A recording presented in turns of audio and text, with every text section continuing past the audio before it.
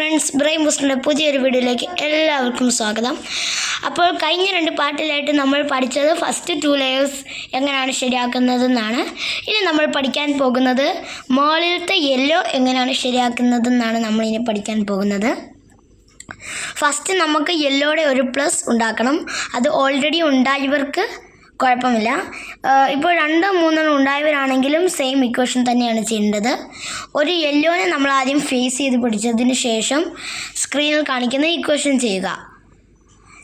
F dash R U R dash U dash F. ഇത്രയും ചെയ്യുമ്പോഴത്തേനും ഒരു ജെ പോലെ നമുക്ക് യെല്ലോ കിട്ടുന്നത് കാണാം.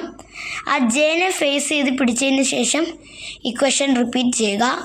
F dash R U R dash U dash F.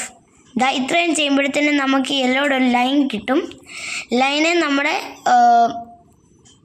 ഇതുപോലെ ലൈനെ പിടിച്ചതിന് ശേഷം ഇക്വേഷൻ ഒന്നുകൂടെ റിപ്പീറ്റ് ചെയ്യുക. F dash R U R dash U dash F dash. ഇത്രയും ചെയ്യുമ്പോഴത്തേനും ഇവിടെ യെല്ലോയുടെ പ്ലസ് കിട്ടും. നിങ്ങൾക്ക് ഒരുപക്ഷെ ഇവിടെ ഒരു യെല്ലോയും കൂടെ കിട്ടിയ, അതായത് ഇവിടെ ഒരു ബോക്സ് പോലെ ഈ 2 എഡ്ജ് പീസുമാണ് കിട്ടുന്നതെങ്കിൽ നിങ്ങൾ ആ ബോക്സിനെ ലെഫ്റ്റ് സൈഡിൽ പിടിച്ചതിന് ശേഷം ഞാൻ പറയാൻ പോകുന്ന ഇക്വേഷൻ ചെയ്യുക.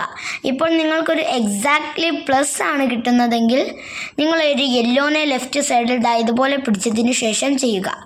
ഇനി നിങ്ങൾക്ക് ഇത്രയും ഭാഗം കിട്ടി, ഈ 2 കോർണർ പീസൂടെ കിട്ടി, ഈ ഫ്രണ്ടിലത്തെ 2 എണ്ണമാണ് കിട്ടുന്നതെങ്കിൽ അതിപ്പോൾ ഇങ്ങനെ ഇരിക്കുവാണെങ്കിൽ ഇങ്ങനെ പിടിച്ചതിന് ശേഷം, അതായത് ഇത്രയും ഭാഗം യെല്ലോ കംപ്ലീറ്റ് ആക്കിയ അങ്ങനെ രീതിയിൽ വന്നാൽ അതിനെ ബാക്ക് സൈഡിൽ പിടിച്ചതിന് ശേഷം സ്ക്രീനിൽ കാണിക്കുന്ന ഇക്വേഷൻ ചെയ്യുക.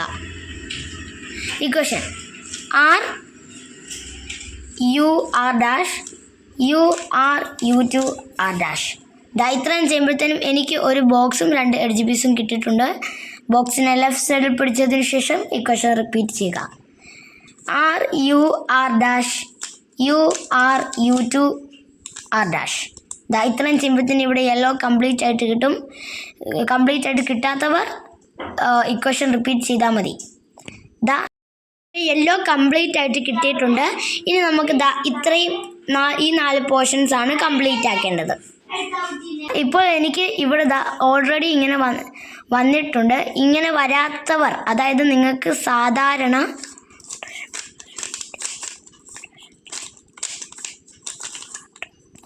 നിങ്ങൾക്ക് സാധാരണ ഇങ്ങനെയായിരിക്കും കിട്ടുന്നത്. അപ്പോൾ നിങ്ങൾ ഏതെങ്കിലും ഒരു സൈഡിനെ ബാക്ക് സൈഡിൽ പിടിച്ചതിന് ശേഷം സ്ക്രീനിൽ കാണിക്കുന്ന ഇക്വേഷൻ ചെയ്യുക.